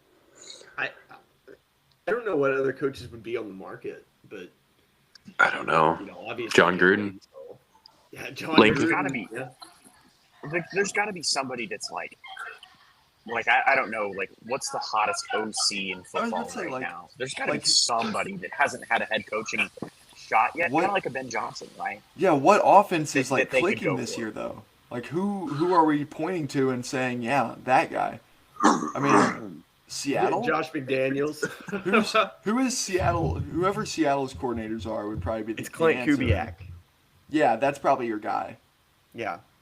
Like that Well, guy's that's made the thing, Sam though. Is Darnold like, good again. why would a Clint Kubiak leave Seattle to go to Tennessee? Like, why would he do that? It's like the Saints job. It's almost identical to the Saints job last year. nobody wanted it, and they couldn't find anyone to be their head coach. They had to go fucking fork out a lot of money to Kellen Moore, dude. Like, And Kellen Moore very clearly was more important to the Eagles than we thought. So you can Yeah. thank the Saints for that. yeah, and like, Because yeah, shout out the Saints. But now they're rolling with 35-year-old Tyler Shuck. So I laugh looked good every last time I week. see him. I'd say like he looked is getting really to a good last spot. week. He's like forcing them to have a conversation. Like, we're gonna have a top 5 pick. Do we need to draft a quarterback, or can we wait another year? They're going to have those talks Yeah. inside the building, which is 100%. exactly what they did last year with Spencer Rattler. So Yeah. Okay, next game in the late afternoon slate, 3:25 Central on CBS. The Green Bay Packers 2.5-point road favorites against the 11-2 AFC leading Denver Broncos. Okay, I I love still- Denver in this I'm game, going to get a bro. word in before he starts talking about how Go. much he hates the Packers. Yep, please. But I don't like cheering for Green Bay, but my God, I want to see Denver finally get exposed a little bit. Oh, shut up! And maybe this isn't the week. Did you for see that. it? Did we just see the ESPN notification? What do we got? Philip Rivers to start. He just made the Active, active yeah. roster. Said Boom. for him to I start. figured- Boom. Start. Yeah, that's nuts. I 44 years old. I have a read on the Denver Broncos, and it's that Bo Nix is not good, but Sean Payton is good, and the defense is great, so they're able to get it done. I still do not have a read on Green Bay. I'm still not sure what type of You team know, they are. and I don't think last week helped at all. Like, At it some didn't- point, they will put it all together, because last week I feel like their offense was really clicking. I felt like, Looked I mean, good. as soon Christian Watson has become like a top 20 receiver in the NFL Yeah, since because he came fucking back. for been some awesome. god-given reason, Yeah. the Chicago Bears are Well- throwing Chauncey fucking Gardner Johnson, who was on a goddamn practice squad in Week 4. We're throwing Chauncey Gardner Johnson on the fastest player on the field, and literally just a slant, Christian just a- Watson, he should be Megatron. Like he has all the He's tools so to be good. Calvin Johnson, and He's so good. He's been a very average receiver, but all of a sudden, like Jaden Reed's off injury too, and Romeo Dobbs, who had emerged as the number 1, can now settle into being Their guys are back. their number 3 guy. And I mean, they lose Tucker Kraft, but like their offense has moved in so many different ways this year. At some point, if it becomes really whole, then yes, this is a Super Bowl contending team. But right now, I'm still not ready to put them in that group. And right now, I actually only think that group is the Los Angeles Rams. Yeah. Still, like I Yeah. don't trust Buffalo enough. I don't think to put them in there yet. But they're like the next closest team. Them and Green Bay is probably that next year. Yeah, Green Bay was so, especially with last week's game, was super weird because I felt like, especially in that game, you learned a lot more about the Bears than you did the Packers, just because Yeah. They can compete with good the teams. Packers are good. Everybody knows the Packers are good, and that defense is good. But they almost choked away a game that they had full control over, and obviously, shout out Caleb Williams, ass. But I just don't I don't know Austin, what your Green feelings on Bay people change so fast. do. What was that? That's how the media I landscape feel like works. there has been. I feel like. Yeah. Oh, we're the media landscape. Yeah. I feel like we could pull up many clips of Austin saying nice things about Caleb Williams and the Bears offense. Back, We did say- whenever this the 7-game win streak happened. Whenever Austin and I did what show was that? The first episode where it was just the two of us. We did. That cheer was all 32 NFL I was quarterbacks. home, so I had to have been around Thanksgiving. Yeah, I think it was the week. Was it the Black Friday game? Did we? No. Yeah. I feel like it was before that. But we tiered all the NFL quarterbacks, and Caleb Williams was sneaky good, and Jordan Love was sneaky ass. And the next month, they went out and they proved us right. on both fronts, and now It was like, so good. Like it's Jordan flipped Love was since. getting his ass kicked by the Panthers, and like it was awesome. It was perfect. But Yeah. then The now Panthers, it's the Panthers. Allow me to go off on a Panthers tangent briefly. The I will how well you play against the Panthers is not your like yardstick for how good you are. Your yardstick for how good you are is how good the Panthers play against you. They beat the Rams. They play their best games against the Rams and the Packers. They play well against good teams, and they play poorly against bad teams. They lose to Atlanta, right? Didn't they lose to Atlanta recently? no. Didn't they blow them out by 30? Bryce Young just actually beats the shit out of Atlanta every time. Yeah. He They lost to someone that was very bad, but like they Oh, it are was the your Saints. yardstick. They lost to the Saints. The Saints, yes. Yeah. So yeah, that's okay. Let's move on to the last game. I like Denver in Detroit- that game, by the way. Just throwing it out there. I like Denver at home. Great defense. Yeah, I think that I it's I 2.5, and think I'm expecting a push. Packers win that Oh, my game. name's Brendan. Oh my god, I gotta be fucking No, different. Oh my god, like holy shit. No, I don't like cheering for Green Bay, and I'm not. But I just no. You're outnumbered here, man. I'm telling you right now, they're this going to is get what exposed at some point. that game has a 2.5 point spread, and I'm expecting a push. I know it's mathematically impossible. I don't think either team, like neither of those teams, can win. Okay, Detroit is a 6-point road dog, probably for the first time in 3 years, against the LA Rams, in that late window as well. This is totally a game that Detroit wins, right? Yeah, I mean, this is Oh, yeah. absolutely a game that they go out and win. Jameer Gibbs has been unbelievable the past month. Like they kind of have this like mirage of we run a 2-back system, and Montgomery and Gibbs get like equal carries, and they do that for about a month and a half, 2 months, and then they're like that's just to kind of preserve Gibbs's workload until they need him. And then Yep. they give him the ball 40 times, and he has 300 yards and 4 touchdowns every time. He is probably the most electrifying player in football, right? He is the number one guy where, like, when he has the ball, you should, like, expect a big play. He's fast, strong. That's my takeaway. Like, he's everything that you would want out of a running back. I would be so happy if he was, it's like one of those players that's like, man, that guy's on my team. Yeah, you're happy. But by the way, yeah, I saw the Rams in person last week, and holy cow, what a receiver room! Yes, Everyone's dude, open. Puka was unreal last week.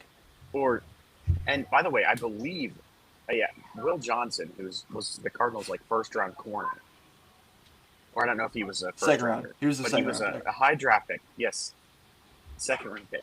Had great coverage, like hand in between the two hands of Puka Nacua.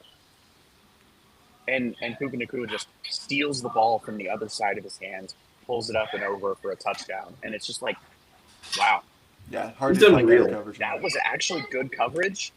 And he just made an even more elite play. And it's just like, that happened over and over.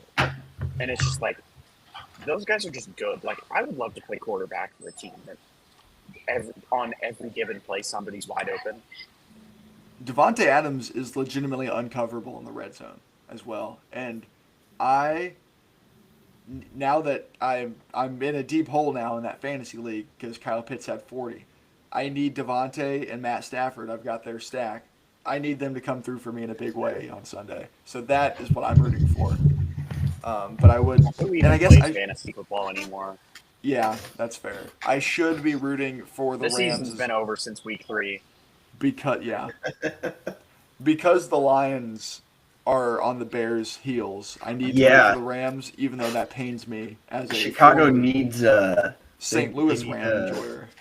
They need a Rams win and a Broncos win this week. That'd be huge. Surely to God the Bears can take down the fucking Cleveland Browns. Yeah, that'd be nice, dude. I got Such a a trap notification game. as we're talking. It's like, don't be surprised if the Browns stun the Bears in the bitter cold. That's like an ESPN notification I just got. Shut up. Okay, On I to wonder baseball. who Brendan's talking to. Yeah, I mean, Brendan is in a public setting. They might be kicking I him need to out start doing any that. moment now. Yeah. I need to. No. Yeah, so let me just give you some context. I'm in San Diego right now because why not? And I'm at a coffee shop, and my brother is here now, so he's across the table from me. Okay, Oh shit! So, fair. Hell yeah! All right, let's move on to baseball. So now Again, we have an IRL member of the audience. yeah. So If he has lit, questions, so lit. He can give us or views on comments, 5outpod.com. All right, I would like to spend less than 5 minutes in each of the next 4 sports. But we will start with baseball, the winter meetings. A lot of stuff happened there. A couple big moves. There's, I think, 3 key moves, and then I'll ask you guys if there's anything else that stands out. First of all, Kyle Schwarber returning to Philly on a 5-year, $150 million deal. Good. That's a good move, I think. For I him. didn't expect him to land really anywhere else. He said he wanted to be in Yeah, Philly. he liked it there. Yeah. He wanted to be there. He- I feel like he would have only gone like. This is like saying something like he could have come back to the Cubs or maybe gone to one of the Ohio to Cincinnati. Cincy, because I know Cincy was in on him because he's from He Middleton, Ohio. But like I think everyone expected Philly to be near the top of what they were going to offer. Yeah. Also, did you see that Pittsburgh was like really trying to throw out there like, guys, we're trying to get him. Because they gave him. that's They didn't give him. What was it like? It was like a 5-year, $120 million deal, and it's like, dudes, what are you doing? it's not going to be enough. But what that move is they're just kind of driving his price up. I would imagine they knew they weren't landing Schwarber. What I believe it was the Reds. They came out and they said, "Yeah, we swung and missed on Schwarber, even though we offered him the same deal. We are not going to spend big money on anyone else." Like their front office went out and said, "We will not make a big move." Now, like this was our only shot, which is frustrating. Yeah, I would say if you're a Reds fan, because If you're not gonna swing a little, like you're telling me they couldn't have swung a little bit farther than that. there will If that's the one guy you're go after, like you're telling me 5 years, 160 wasn't yeah. possible for them. Right. You make the wild card last year with a young team, and like you should This is the expect offseason to that make you a said. winning move. This is Yeah. the time, right? And so I will say Schwarber in Great American would probably hit 58 home runs a year. He'd hit like He 70. would have been an awesome Cincinnati Red. But yeah, he lands back with Philly. I would say the most surprising move, in my opinion, was Pete Alonso leaving the Mets and taking the 5-year, $155 million deal with the Baltimore Orioles and joining the young core. Huge move for Baltimore, man. Yeah, They this is needed a guy like that. Yeah, You this. know? I mean, last year they were sellers, right? They got Yeah. rid of Ryan O'Hearn, who was having a good year. They got off Cedric Mullins, who was one of their guys. But yeah, I'm interested to see if this move is going to help them make a bounce back in the AL East next year, because I mean, obviously Toronto kind of, I don't want to say came out of nowhere, but they were not expected to be a power I in would the AL say East. they came out of nowhere. Like nobody But- expected them to make a World Series run. Tough week to be a Mets fan for sure.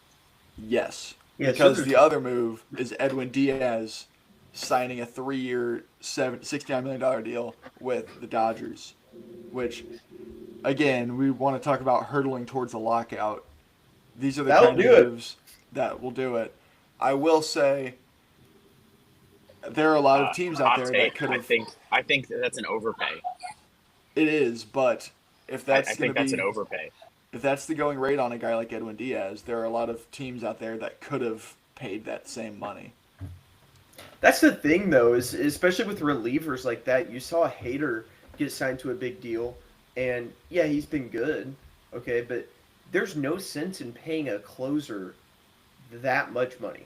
No sense in the world, especially like Edwin Diaz 2 years ago was like the greatest closing season ever, and then he's followed up with a really poor season in 24, and then an all right season in 25.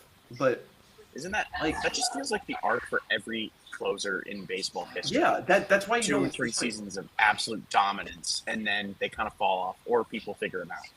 the only teams that are in on a closer like that are, you know, like your normal teams that are willing to fork out money. Like, I don't think that there were really anyone interested in signing Edwin Diaz for that much money.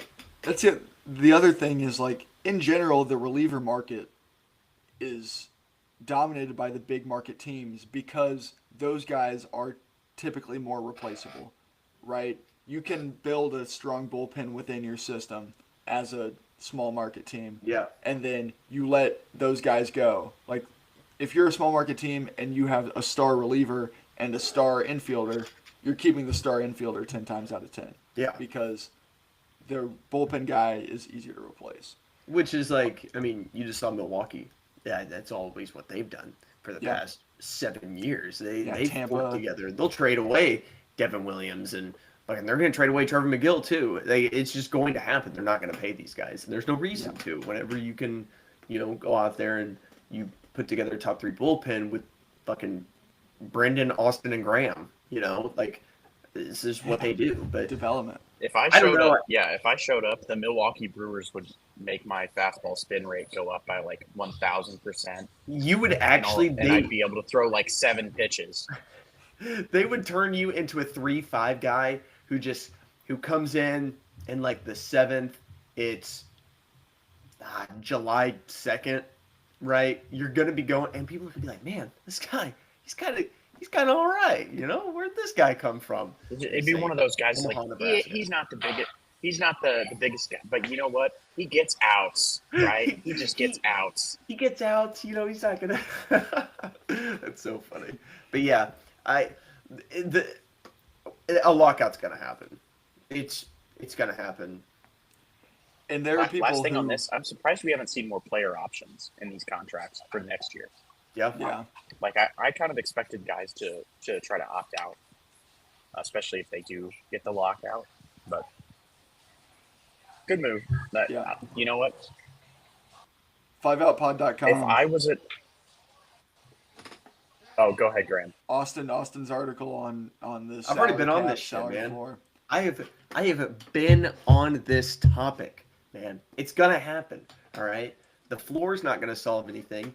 The cap's not gonna solve anything, right? Because like if you're a team like the Pirates, you're still not gonna spend. You're gonna have like what is a realistic amount that you have a cap or a floor of, which is probably, I would assume, somewhere around the $100 million mark is where I would think that it would be. 100, 120, and then you have another $160 million to work with until you hit, which like MLB has a cap. They have a cap. You have your luxury tax, but you don't have a cap. But that luxury tax is hit at like around the 260 to 280 mark. Okay. And once you go above that, your owner then forks out the money. You have to pay fine. You have to you pay it essentially. And so what's going to happen is teams are going to fork out money to one guy. They're going to say, hey, we're going to sign Jesus Sanchez for 4 years, $80 million. Okay. And you're giving this guy 20. He's not a bad player by any means. Okay. But he's not worth $20 million a year. But you're just getting over that mark. And the same teams are going to be able to go out there and say, okay, we're still going to offer you the most money because we're able to, because we can go over the luxury tax. It's a super big problem. There's no solving it with one or the other is what's going to happen. I was about to say I still don't. Yeah, I'm out on the salary cap because baseball's been around for 150 years, right? The New York Yankees did this for 100 years with no. They would just sign all the best players, and no one ever cared about a salary cap then. What has changed now? Well, hang on. I will say I totally get it, but there's a lot more teams now because we're talking about the Yankees used to do that back when there was 18 teams or whatever. I'm just saying now there's so many teams. There's a number of owners in this league that are probably just in it to take the revenue sharing money and line their own pockets. Yeah. So, or try to play money ball with it, and it's like, okay, if you're gonna own one of these teams, like you have to, can we like try a little bit, like try to win? That's the thing. It's like Fisher with the A's, or Just yeah. like the Rays, or like the Royals, right? Like all of you are owned by a billionaire. You could, in theory, spend like, I don't want to hear this argument that none of them can afford the big contracts. They all could if they wanted. They can. Those teams are bringing in hundreds of $1 million a year. Like, look at Matt Arnold. All right, Matt Arnold won't spend any money in Milwaukee ever. Okay, and But you know what? Matt Arnold is he's benefiting from the Dodgers making so much money. So I'm just thinking, whenever you said Matt Arnold, my mind just immediately went to Chewy. So great baseball segment, everyone. Is there anyone else that you guys are? Are there any other moves that you want? Not really. Dylan, or not Dylan. What am I saying? Yeah, Dylan Cease. Dylan Cease went to Toronto. That's a big deal. That happened, I think, early last week. Yeah. That's a great move. I don't really understand, and this is maybe just me being whatever. I don't really see the enticement around Dylan Cease because he hasn't been that great the past 2 years. No, that's a ceiling move. Well, it's a ceiling and a floor move because you know that, like, at the very least you're going to get consistently solid production, and at the best then you're getting a top of the line starter, which for them, like, at his worst he's in the he gets outs category. Yeah. So I'm cool with it. But like $215 million. They're spending money. That's what the pitcher market is, though. Fault unfortunately. I'm glad they're going out and getting guys. They just lost in the World Series in 7 games, and like they should have won a World Series. And they're not going to sit back and say, yeah, we'll run it back, because oftentimes when you do that, you will fall short again and again. You have to continue to improve. Yeah. All right, let's move on to the NBA briefly. Austin, you're an NBA guy. We've got the NBA Cup semifinals tonight. I got nothing, man. I got nothing. I got nothing. We've got the I was in on the NBA early in the season, obviously, with the start of the season stuff.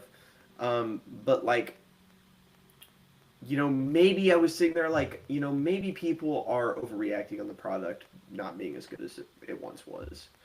And I'm with them. I think the product is a shitty product, and they're really bad about advertising it, and they're really just. I'm out. I'm out, man. I'm out on the NBA. Sue me. Yeah, well, that doesn't benefit the 5-out nature. The games tonight, so we've got the Knicks and the Magic is the first game, and I'm sure you guys have seen the video, right, of Desmond Bane. He is saving a ball as it's going out of bounds, and he just throws it at OG. He throws a fastball at OG Anunoby, who's just on the ground. I'm gonna try and pull up the video, but yeah, so we could get a dodgeball. It's a rematch. I just looked up Desmond Bane. Oh yeah, there we go. Share. But yeah, so this is our first game. This is like our Eastern Conference semifinal. Oh, I just clicked on the Bleacher Report Twitter page. Yeah. Boom! Dude, that's some shit that you do whenever you're like in 4th grade and somebody. Oh, what a play! Hold on. I need to hear Mike Breen's calling. Anunoby shoves Bane. Here's OG Anunoby inside. Oh, what a play from Blake. Oh, and Bane throws it off Anunoby. Yeah, that's hilarious. What was the point of that? I had not seen that. Also, if you're just trying to get the out of bounds, why not just like kind of drop it on his leg or something? Yeah, I think the idea is he wants to or like ensure casually, like a nice little throw. he wants to ensure that the ball hits him, and he can't like move out of the way. But it's just that's just funny. But the Orlando Magic are the number 1 seed I don't know who's in on the color, but the Eastern whoa. Conference in the NBA Cup. Orlando Magic. I see that So, shit all the time on my TikTok, bro. I think the they're Knicks- undefeated. The Knicks are 4.5-point favorites at a neutral site. I guess we don't have Only any again idea. when the final starts. Yeah, But man. the other story is on the other side. We've got the Oklahoma City Thunder taking on the, I think, Wemby-less Spurs. I don't think he's playing. But they're Yeah, this is where we they're need Lance because I know he's a Thunder fan. they're 9.5-point favorites. They haven't lost in like a month and a half now. They're like challenging the Golden State Warriors. Yeah, so from they're 2016. actually like probably the greatest basketball team ever. Like I saw a clip from Bill Simmons, and he's like, I just don't see this team losing 10 games. Yeah, I was like, they okay. they like this team does not play in the fourth quarter, mind you. Like they are probably the most well-oiled machine I've ever seen on a basketball court. Yeah, they. And Mark Daigneault is like, yeah, we can improve. There is a new breed of NBA coach with like him and Missoula that are just like these psychopaths. These guys are like serial killers, and but luckily instead of killing people, they dominate in the National Basketball Association, and they're they're not normal human beings. That's just what I feel like sometimes when the analytics like goes super well and everyone just runs what is the most possibly efficient offense possible and it works, like the guys are making shots. Like sometimes you can be analytically sound and also just lose, but like that can happen. Like you do exactly what is probably most efficient and can score you the most points, and it's like, oh shit, like you maximize your probability of winning. So yeah, that's the Thunder. We'll just keep tabs on OKC, and we'll follow that story as it happens, and probably by about April we'll be able to give some real NBA We'll be coverage. back. Okay, and then let's finish it off with a little bracketology.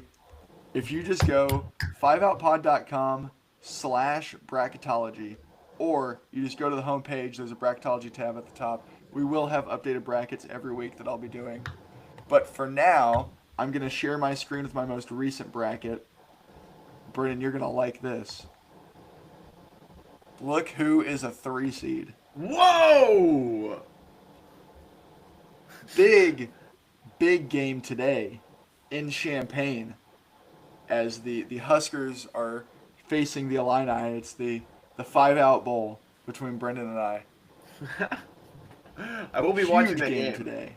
Huge game today on Peacock. This, like, as a bracketology guy, I feel like this is the week that you can really start to hone in and like make some conclusions. The sample, every team's played about 10 games now, so the sample is just big enough, and like with no, I guess there's like Army Navy's today in college football, and there's a bowl game tonight, but this is the first Saturday where you can say this is definitively a college basketball Saturday. So this is when I typically start my bracketology. So your 1 seeds, I think this is pretty unanimous across the board, are Michigan, Duke, Arizona, and Iowa State. These, I guess all 4 of them undefeated, but they've all done enough early. I haven't watched a ton of college basketball. Yeah. But that Iowa State win at Purdue last weekend, it was eye-opening. Yeah, like that. Whoa. That game, as well as Duke going into Breslin and beating a pretty good Michigan State team. But yeah, Purdue is the number 1 team in the country. Iowa State just gives them the business on the road in Mackey Arena where no one wins. Like, Purdue's always great at Mackey. But yeah, so this is my bracket, and then here's the bubble preview. My last 4 in and the first 4 out. But all this stuff is so subject to change throughout the next 3 months. But yeah, 5outpod.com. Just check in every week. Bracketology. Yep. Kentucky out. Kentucky not in my field. Because they sell. Joe Lunardi, then 5 Out podcast bracketology. Dude, so yeah, we're featured on the Bracket Matrix this year, which is huge. I've never been on the Matrix, but if you go to thebracketproject.com, or no, the Bracket Project's the name of the blog. I think it's bracketmatrix.com. We will be featured with probably 150 other bracketologists, and I believe at the end of the year they see who has the best bracket. So I will be going head to head with. I don't even know if you'd call them professionals or not, but yeah, let's just get into the slate. So, tipping off here in about 5 minutes, we've got a top 20 matchup with Texas Tech and Arkansas. I'm going to pull up the slate now that I look at it because I don't know if that's a neutral site game or if they're in Lubbock. By the way, the SEC drama, right? That I know there's been lots of chatter about, like, maybe John Calipari wasn't the problem at Kentucky, right? And now it's like he's got Arkansas looking like a really, really, really good team in the SEC, and Kentucky got like demolished last week by Gonzaga. They've So been demolished their close games against good teams have been a home loss to North Carolina, who's like good not great, and then they lost to Louisville by 8. But Gonzaga blew them out. Michigan State blew them out in Atlanta. Like they haven't looked good against good teams. Whereas Arkansas, who also, I will say, hasn't looked great against other good teams, but they've looked decent enough. So it's a top 20 matchup in Dallas, so it is a neutral site. Texas Tech JT Toppin's one of the best players in America. So I am curious to see how Arkansas schemes against that. But really, these non-conference games in December are great. Like, how do we measure up against other teams across the country? I don't know if we're deep enough in to really have any takeaways. But the next game, Nebraska I'm and just Illinois. happy conference play started this week. Like, Yeah, that's great. it is nice that they give us a little preview of the conference season in December. Speaking of, we've got Nebraska, Illinois, like I mentioned. Nebraska's a 9.5-point dog. That game's at 3:00 on Peacock. Nebraska's good. Like I'm willing to say they're just good. Good, Brennan. Yeah, it actually made me pretty I was pretty happy. I was seeing online like Creighton is usually in the state of Nebraska is the team that people talk about, right? And that there's this term of like they call them J-sters that like will they'll be in red for football season because Creighton doesn't have football, and then they'll go cheer for Creighton basketball. But like all the Creighton basketball community was like, we got to get our jabs in at Nebraska never winning a tournament game while we still can because this team like could be a high enough seed that's almost inevitable. Yeah. And like I mean, legitimately. I get it. I get the discourse. I still think like as a fan of this team, I just am expecting, I'm like, is it going to fall apart? Like, is this too good to be true? But they just have so many pieces that play so well together. Like, I'm thinking, like, if they had Bryce Williams, who I believe is in the G League right now, with Rink Mast last year, like, yeah, Rink Mast is insane. Yeah. It's like 6'10", Bradley. can shoot it from anywhere. And, Valley transfer. And yeah, he can pass the ball well. But then it's like, yeah, Illinois has a lot of size and they can shoot it. So this will be a good matchup. I think 9.5 is probably fair. And it's like Fred Hoiberg has been saying for days now. It's like it's very hard to go win in Champaign. Like it's a great environment and the students will still be there. So yeah, Fred Hoiberg knows a lot about not winning in the state of Illinois. Love Fred Hoiberg. That's funny. That's pretty funny. That's pretty good. Yeah, Fred Hoiberg, regardless of what happens literally with his career anywhere, I think Fred Hoiberg is a great basketball coach. Yeah. I think X's and O's wise, he's about as good as they come because he runs like their offense is so efficient. They generate open shots, and I think this is the first year that they've been super deep with shooting. This is like Fred Hoiberg. Again, so early. We're one conference game into the year, but he has to be the front runner for Coach of the Year in the league. But this team, if the season ends right now, obviously they're undefeated, but I have them as a 3 seed, right? They have good wins. They beat Creighton. They beat Oklahoma, right? These are teams that are maybe not tournament teams this year, but are going to be competitive in their leagues. But yeah, so we'll see how they match up with Illinois. True road game because Illinois, they played 3 neutral sites now. Yeah. So this is and the Illinois, test. far and away, will be the most talented team that Nebraska has played thus far as well. So, but they did just go and beat Wisconsin by 30 earlier this week. So, Indiana, Kentucky, rivalry renewed in Rupp Arena. That actually that may have been the best basketball week of my life because we blew out Creighton and then blew out Wisconsin in the same week. It's like, what is happening? Am I like alive? Yeah, basketball. All right, man. Indiana, Kentucky. Yeah, I think we're like 14 years or something, which is crazy. That 14 years ago, the Indiana walk-off 3, the watch shot against Kentucky from 2011. Yeah. Holy shit. That is wow. Okay. Kentucky. Okay, so Kentucky's a 3.5-point home favorite. Again, they haven't beat anyone who's competitive. At least Indiana. Indiana's probably not as good as the teams they've been playing, though. I've got Indiana, I think, as an 8 seed right now.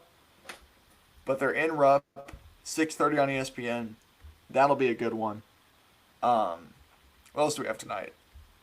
8:30 in Birmingham. We've got the number 1 Arizona Wildcats taking on the Alabama Crimson Tide. Alabama is the type of team that, like, whenever Illinois play them, they're run proof. They play an NBA offense. They go up and down like crazy. They're going to make shots eventually. Like, even if they'll go on droughts and then they'll just answer right back, it all evens out in the grand scheme of things. But talent-wise, there's a reason why Arizona is a number 1 seed right now, and they're the number 1 team in the country. Arizona and UConn are, like, the schedules that those teams have. Talk about a gauntlet. I saw a quote from Dan Hurley. I like Arizona a lot in this game. Dan Hurley they played Texas last night, and they beat them. He had a quote that was like, I think he said, like, he doesn't want to, like, when he wakes up on the day of, like, a bye game against a bad team, he's like, I don't want to be alive, or something like that. Like, he's funny, but, like, they've played like 8 really high leverage games in the non-con, and Arizona's the same way, and they haven't lost yet. Arizona hasn't, so they're playing Alabama. That'll be a great game. And then the nightcap at 10:30, we've got UCLA, who's in my last 4 in, playing Gonzaga in Seattle. Gonzaga's a 9.5-point favorite. Outside of getting just pummeled by Michigan in Vegas, Gonzaga has looked nearly unbeatable. They beat Kentucky by 40 last week. So, a lot of good ball this week. I guess today. It's college basketball day. Yeah, it is. Like, it'll be great. With how we've, kind of formatted this show, we typically wrap up with college football because we're previewing the slate right before it happens. That it's college basketball time now. Like, now we'll start doing that with basketball. So yeah, great slate today. Turn your TVs to ESPN2 now. We got Texas Tech, Arkansas starting. But yeah, we did it. We covered all the other stuff in an hour. Look at us. Look at that. Before we wrap it up, check the description below, 5outpod.com. We mentioned several articles today. Once again, bracketology. Bracketology every weekend will be updated from now until March. Till March, yeah. Super excited Subscribe to the YouTube channel. Like this video, please. And follow us on socials.